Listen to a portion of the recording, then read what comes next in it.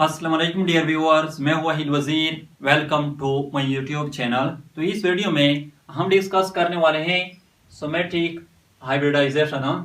तो हम somatic hybridisation की डिफिनेशन की तरफ आते हैं, लेकिन इससे पहले हम प्रोटोप्लास्ट को लेते हैं कि प्रोटोप्लास्ट का मतलब क्या है। आप लोगों को पता है कि प्लांट सेल में सेल वॉल मौजूद होता है। तो जब हम प्लांट सेल से सेल वॉल को रिमूव कर लेते हैं, उसके बाद जो सेल रह जाती है उसको प्रोटोप्लास्ट कहा जाता है। यानी a plant cell without cell wall is called protoplast. Somatic hybridization को हम यू डिफाइन करते हैं the technique of developing hybrid plants through the fusion of somatic protoplast of two different plant species और varieties is called somatic hybridisation.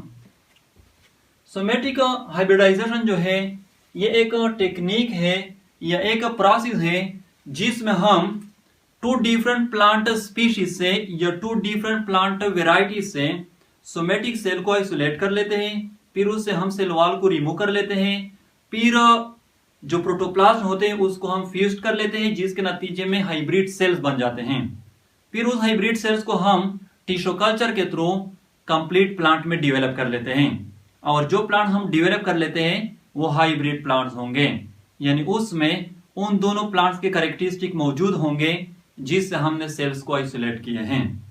ये जो नाम है सोमेटिक, ये इसलिए दिया गया है क्योंकि इसमें हम सोमेटिक सेल्स को इस्तेमाल करते हैं, यूज करते हैं। यानी उससे सेल वॉल को हम रिमूव कर लेते हैं और उसके प्रोटोप्लास्ट जो उसको हम फ्यूज कर लेते हैं। हाइब्रिडाइजेशन का नाम इसलिए दिया है क्योंकि इसमें हम हाइब्रिड प्लांट्स को डिवेलप करते हैं। प्रोटोप्लास्ट जो है वो हम प्लांट के किसी भी पार्ट से ले सकते हैं। रूट से भी ले सकते हैं, लीव से भी ले सकते हैं, फ्रूट से भी ले सकते हैं, फ्लावर से भी ले सकते हैं, एटसेट्रा। लेकिन जो बेस्ट चॉइस है वो मेसोफिल टिश्यूज हैं, क्योंकि उसमें स्पेसिस मौजूद होते हैं तो उसको हम इजीली आइसोलेट कर सकते हैं। तो फर्स्ट स्टेप में हम क्या करेंगे? फर्स्ट स्टेप में हम डोनर प्लांट को सिलेक्ट करेंगे। फॉर एग्जाम्पल ये प्लांट ए है और ये प्लांट बी है, इसको हमने सेलेक्ट की हैं। ऑलरेडी मैं बता चुका हूं कि जो प्लांट हम सेलेक्ट करेंगे वो सिमिलर प्लांट नहीं होंगे, वो टू डिफरेंट प्लांट वेराइटीज होंगे या टू डिफरेंट प्लांट स्पीशीज होंगे। तो ये जो प्लांट है इससे हम मेसोफिल सेल्स को आइसोलेट करेंगे। जाहिर सी बात है, पहले हम इससे लीफ को कट करेंगे, इससे भी लीफ कट करेंगे और इससे भी। फिर उसकी हम सरफेस स्टेरिलाइजेशन करेंगे by using chemical sterilization method, ताकि जो माइक्रो ऑर्गेनिज्म है वो रिमूव हो जाए।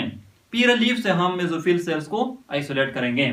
फॉर एग्जांपल ये मेसोफिल सेल्स हमने प्लांट ए से आइसोलेट किए हैं और ये मेसोफिल सेल्स हमने प्लांट बी से आइसोलेट किए हैं। अब ये जो सेल है इससे हम सेल वॉल को रिमूव करेंगे। तो इसके लिए हम एक सोल्यूशन बनाएंगे जिसमें सेल वॉल डिग्रेडिंग एंजाइम यानी सिलोलेस एंड पेक्टिनेज ये मौजूद होंगे। फिर इस सॉल्यूशन में हम ये सेल डालेंगे। सिलोलेस जो है ये सिलोलोस की ब्रेकडाउन को काज करती है सेल वॉल में, और पेक्टिनेज जो है ये पेक्टिन के ब्रेकडाउन को काज करती है सेल वॉल में। तो कुछ टाइम के बाद जब ये एंजाइम सेल वॉल को डाइजेस्ट कर लेगी, फिर ये जो सॉल्यूशन है इसको हम फिल्टर करेंगे और इससे हम वाइएबल प्रोटोप्लास्ट को कलेक्ट करेंगे। वाइएबल प्रोटोप्लास्ट, फॉर एग्जांपल ये प्रोटोप्लास्ट हमने कलेक्ट किए हैं इस सॉल्यूशन से। ये प्लांट ए के प्रोटोप्लास्ट हैं और ये प्लांट बी के प्रोटोप्लास्ट हैं। ये सेल मेम्ब्रेन है और ये न्यूक्लियस है, यानी जो सेल वॉल है वो रिमूव हो चुका है। अब ये जो प्रोटोप्लास्ट है इसको हम वॉश करेंगे ताकि जो सेल वॉल डिग्रेडिंग एंजाइम है वो रिमूव हो जाए। इस प्रोटोप्लास्ट के लिए हम एक और सॉल्यूशन बनाएंगे। उस सॉल्यूशन में हम इसको डालेंगे ताकि जो प्रोटोप्लास्ट है ये फ्यूज्ड हो जाए, यानी प्रोटोप्लास्ट की फ्यूजन हो जाए। प्रोटोप्लास्ट को फ्यूज करने के लिए 3 मेथड्स यूज किए जाते हैं। फर्स्ट वन है केमिकल फ्यूजन, जिसमें different chemicals specially PEG polyethylene glycol को यूज किया जाता है, उसके थ्रू फ्यूजन करवाई जाती है। सेकेंड वन है इलेक्ट्रोफ्यूजन। इलेक्ट्रोफ्यूजन में इलेक्ट्रिक फील्ड के थ्रू फ्यूजन करवाई जाती हैं। थर्ड वन है स्पॉन्टेनियस फ्यूजन।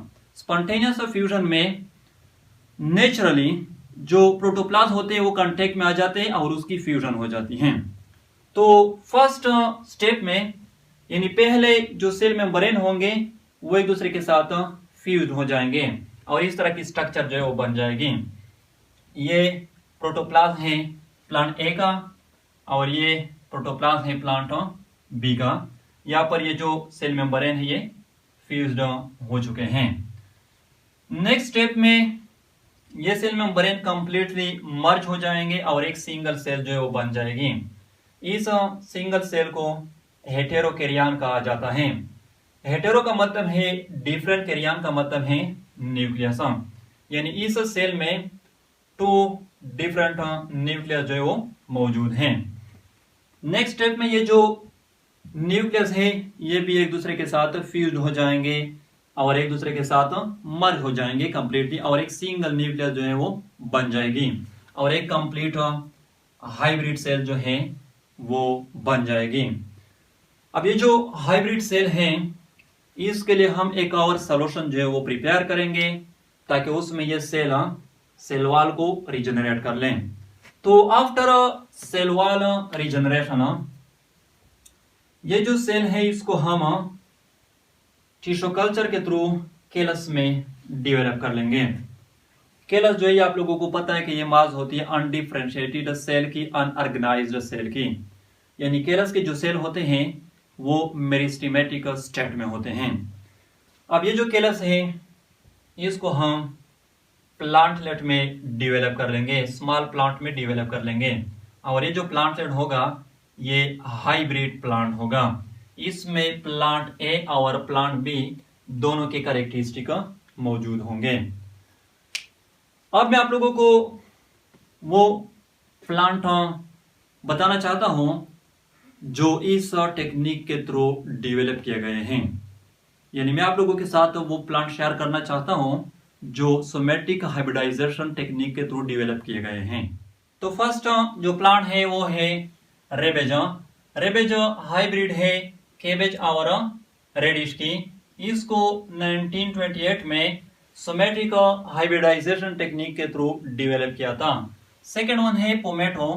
पोमेटो हाइब्रिड है टोमेटो और पोटैटो की। इसको 1978 में सोमेटिक हाइब्रिडाइजेशन टेक्निक के थ्रू डेवलप किया था। आप लोग इसको नेट पर भी सर्च कर सकते हैं। तो ये था सोमेटिक हाइब्रिडाइजेशन। आई होप आप लोगों को वीडियो अच्छी लगी होगी। Thank you.